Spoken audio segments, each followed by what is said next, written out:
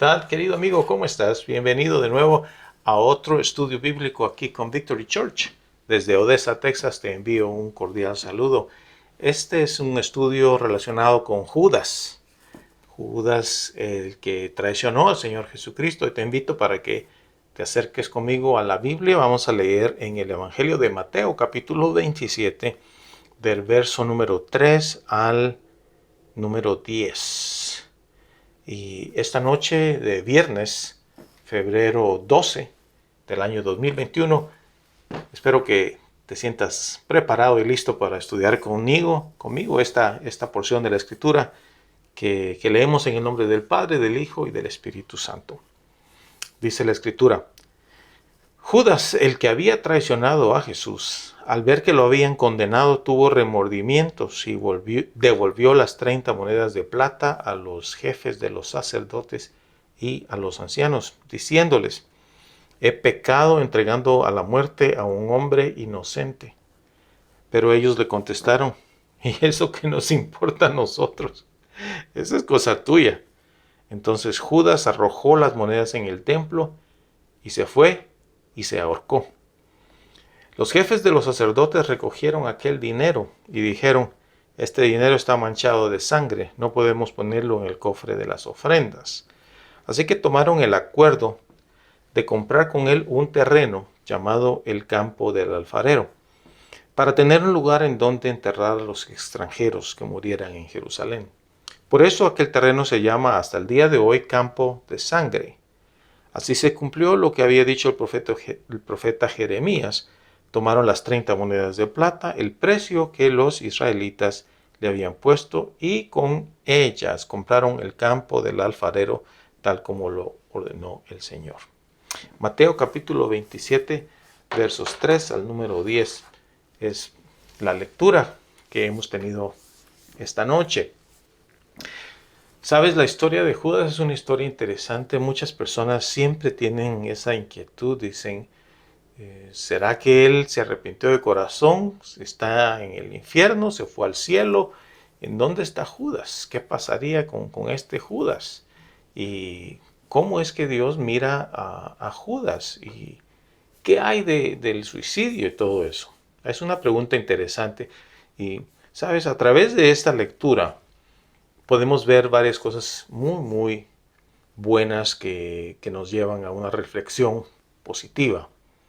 Porque siempre la Escritura nos va a dar la oportunidad de hacer una reflexión positiva acerca de muchas cosas, ¿no? Por ello es que leemos la palabra del Señor, y me alegra mucho que estés aquí de nuevo sintonizando este estudio bíblico. Bueno, lo primero que quisiera que habláramos es acerca de Judas y su trasfondo.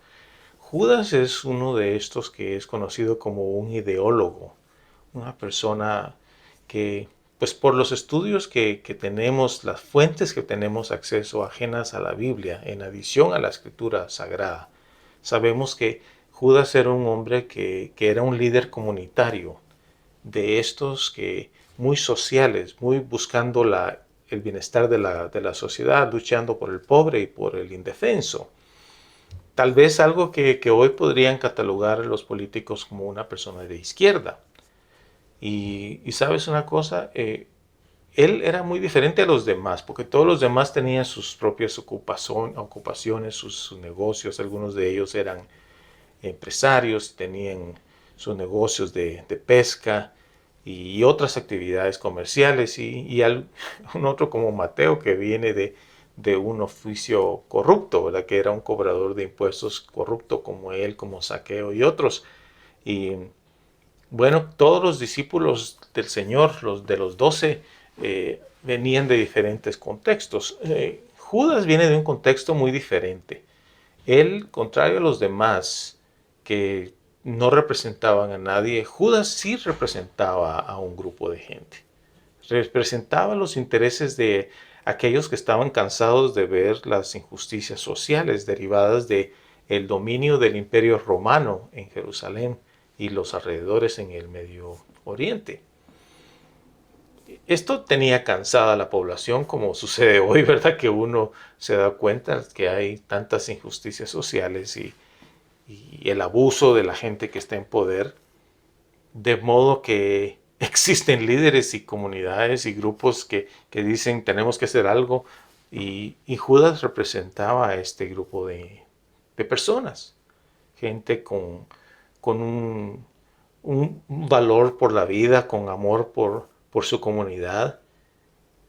Y estuvo él presente en todos los milagros que el Señor iba haciendo, ¿verdad? Desde los 3 años que estuvieron juntos aproximadamente, vio al Señor hacer milagros y portentos y prodigios, maravillas, y él estaba convencido de que definitivamente el Señor Jesús era alguien con poderes supernaturales, que tenía que ser el Hijo de Dios, alguien súper especial.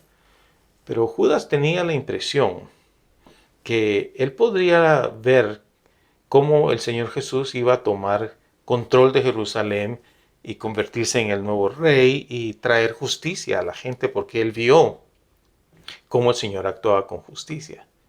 Una de las cosas que quizás más movió a Judas a creer en el Señor Jesús era su integridad. Tú sabes que Judas era el que manejaba el dinero, el tesorero. Y tú sabes, cuando un líder tiene su tesorero, le dice al tesorero, dame dinero para esto o compra lo otro. Y Judas estaba allí viendo cómo el Señor manejaba los fondos y nunca tuvo dudas de la integridad del Señor Jesús. Es algo que obviamente a cualquiera lo va a motivar para creer en un líder, ¿verdad? Que es particularmente el tema que más le preocupa a la población cuando se trata de líderes en el gobierno o líderes en las iglesias o líderes en grupos en donde nadie sabe ni qué está pasando con el dinero que se recauda y solamente se ve que las personas se enriquecen y no se sabe ni siquiera qué están haciendo con todo ese dinero que se colecta.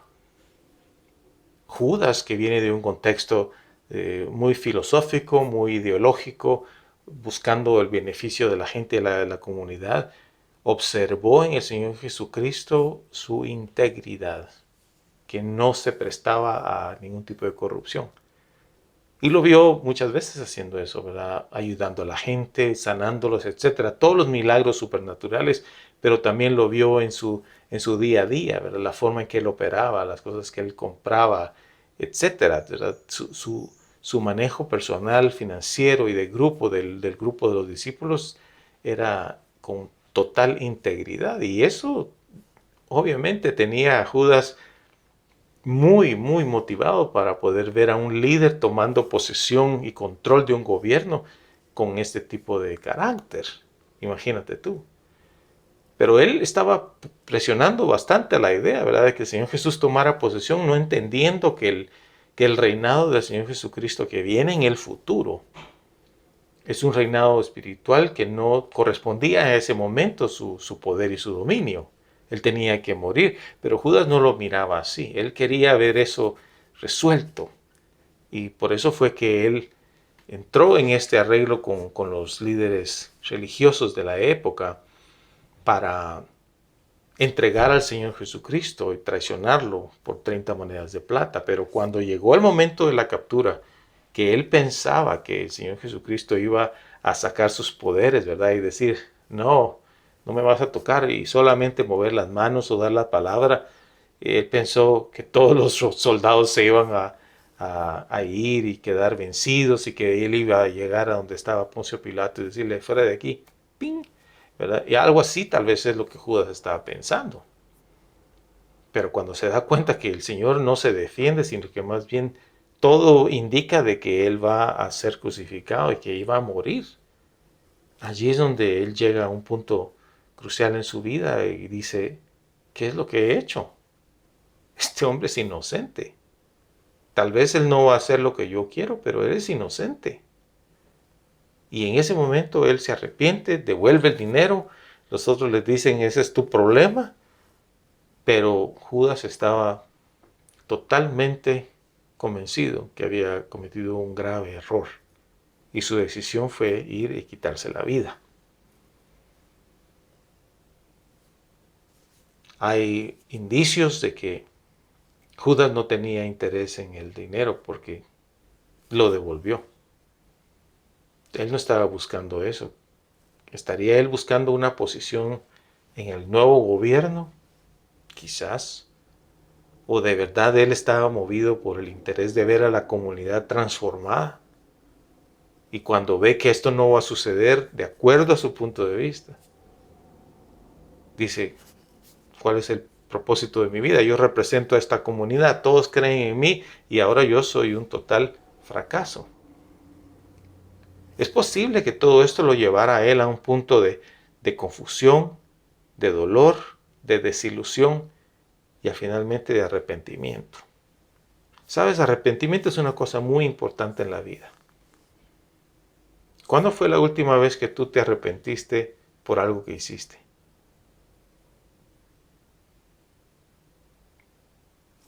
¿Piensas tú que hay algo que has hecho y que aún no te has arrepentido? O más aún, es posible que tú estás pensando hacer algo y estás pensando que después que hagas eso te vas a arrepentir. ¿Cómo manejamos nosotros nuestra relación con el Señor Dios en relación al pecado y al arrepentimiento? ¿Verdad? Porque entendemos cómo la doctrina y la teología nos enseñan que podemos alcanzar la redención y el perdón de nuestros pecados por medio de la confesión, el arrepentimiento y la fe en el nombre del Señor Jesucristo. ¿Ves? El arrepentimiento fue una pieza clave en este engranaje de cómo la doctrina de salvación y perdón de pecados opera. El caso es de que aquí está Judas totalmente confundido, angustiado, preocupadísimo porque ahora el líder va a morir. Inevitablemente él no puede salvarlo. Pero él tiene un gran temor y vergüenza de ir y ser confrontado por su gente, a quienes representa, y decirles, fracasé. Él no va a tomar posesión del gobierno o lo que sea que él estaba pensando. El caso es de que él decidió escapar, matándose, porque no quería llegar a ese momento de ser confrontado. Sabes que muchas personas hoy hacen exactamente lo mismo, están yendo a través de grandes dificultades en la vida y dicen, ¿cuál es el punto, no? ¿Para qué sigo viviendo? Ya económicamente ya no hay opciones para mí, sentimentalmente mi vida es un desastre, mi salud, etc. Lo mejor es que me muera. Y algunos optan por el camino del suicidio. Pero si nosotros vamos por un momento a la historia de Judas y vemos que llegó a un punto en el cual él estaba arrepentido, devolvió el dinero y con mucho dolor arrepentido fue y se quitó la vida. Pensemos por un momento si ese arrepentimiento fue sincero. Vamos a suponer por un momento que él de verdad se arrepintió. Y vamos a suponer que antes de morir, él le habló al Señor y le dijo, perdóname, Señor, por lo que he hecho. Supongamos entonces que Dios le perdona los pecados a Judas, justo antes de que Judas muere. De acuerdo con la doctrina bíblica de la salvación, existe una posibilidad de que Judas esté en el cielo. ¿Comprendes? Porque uno nunca sabe cómo se dieron los acontecimientos y después de todo, ¿qué sabemos nosotros de lo que estaba pasando entre Judas y nuestro Señor Dios en esos instantes finales de su vida? Existe una posibilidad de que Judas haya sido perdonado y que esté en el cielo y que quizás un día si vamos al cielo y lo encontramos le preguntemos, ¿qué estabas pensando, muchacho? Dime qué era la onda que tenías, que querías que Jesús tomara posesión inmediatamente o querías un puesto en el gobierno. Cuéntame qué es lo que andabas buscando. No sabemos realmente nada de ello, pero si asumimos que era un arrepentimiento sincero, fue antes de morir y que el Señor Dios lo perdonó, Él es perdonado. Ahora imagínate si Él no hubiera muerto y Él hace su ejercicio, su profesión y confesión de sus pecados y Él es perdonado por el Señor y sigue con vida. Él hubiera tenido que venir al grupo de gente a quien él representaba y explicarles lo que había sucedido Y entonces, ¿qué pasaría? Pues todos ellos lo iban a atacar y condenar y quizás criticar y hasta odiar probablemente. Podría haber parado en prisión o lo que sea, pero hubiera seguido vivo y él hubiera tenido la oportunidad de hablar más acerca del Señor Jesús. Pero él no lo hizo, él optó por esa solución, esa salida. Mira, si tú estás escuchando hoy y estás teniendo esos pensamientos suicidas, yo te quiero decir hoy, no lo hagas. Detente. Porque incluso, como te decía anteriormente, si existiera un arrepentimiento sincero, si esa relación entre el Señor y tú existe a ese nivel y Dios te perdonara antes de que tengas tu último suspiro, si eres perdonado, ¿qué diferencia hay entre eso y morir o que seas perdonado y que te quedes acá con nosotros? ¿Qué diferencia habría? La diferencia básica es que tendrías la oportunidad tú de poder hablar con otras personas. Esa es la gran diferencia. Que tú podrías hacer algo a favor de alguien que está pasando por situaciones similares. Ahora tú dices, pero ¿cómo lo voy a poder hacer? No tengo dinero, no tengo familia, mi salud es un desastre. Ya todas las cartas están en contra de mí. De todas maneras me voy a morir un día. ¿Cuál es el objetivo? El objetivo es que tú puedes influenciar a alguien.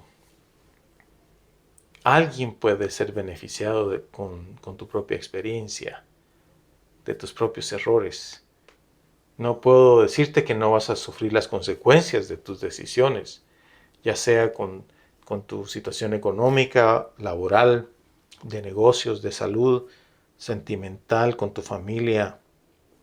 Probablemente estés tan dañado personalmente, emocional, psicológicamente, qué sé yo, que quizás nunca puedas ser totalmente restaurado. Es posible que eso pase, pero aún tendrías la oportunidad de hablar con alguien que está al inicio de esa vida, de esa carrera, y que tú le puedas decir, quiero contarte una historia. Y allí salves un alma a una persona que hoy te necesita. No hay por qué tirar la toalla. No hay por qué darse por vencido totalmente con Dios, porque el Señor puede hacer cosas tremendas en la vida de una persona, aun cuando esta persona ya esté con una enfermedad fulminante, o que lo hayan abandonado todos los seres que él amaba, o que no tenga ni un solo centavo para nada, o aún si va a parar a la cárcel y a la prisión, por incluso el resto de su vida. Aún en esos momentos Dios puede hacer cosas hermosas, porque para el Señor no hay nada imposible. Él puede transformar todo en la vida de una persona. Todo. Pero si aún no lo cambia, si te lleva a un punto en donde tú vas a seguir en esa ruta, pues así será. Pero vas a vivirlo confiando en Él cada día.